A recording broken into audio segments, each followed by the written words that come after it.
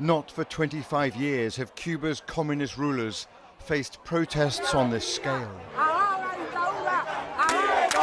The political and economic frustrations of a generation have spilled out onto the streets. The shout is for freedom, but also for the provision of basic and affordable items like food and medicine.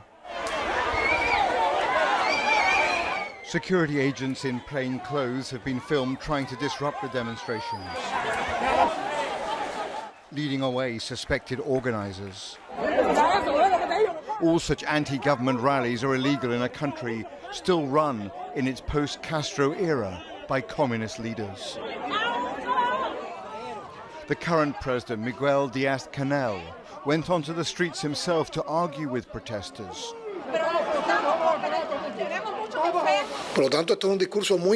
Before making a televised address last night, blaming US sanctions for asphyxiating Cuba's economy. The grievances have been building for some time, compounded by the collapse in tourist income because of COVID and a low vaccination rate. From the White House today, President Biden has now spoken about the protests. He called them remarkable. And I don't think we've seen anything like this protest in a long, long time, if quite frankly ever. The United States stands firmly with the people of Cuba as they assert their universal rights, and we call on the government of Cuba to refrain from violence and their attempts to silence the voice of the people of Cuba.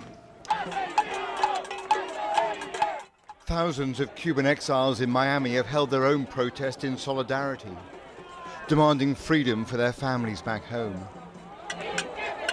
Miami's mayor has hailed this as a turning point for the island. The hour of freedom has arrived.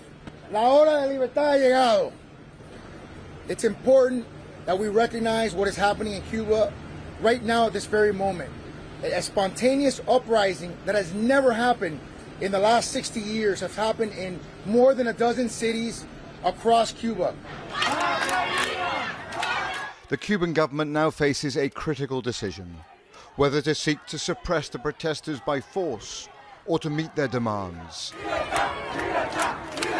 which may prove impossible in a one-party state that faces economic collapse.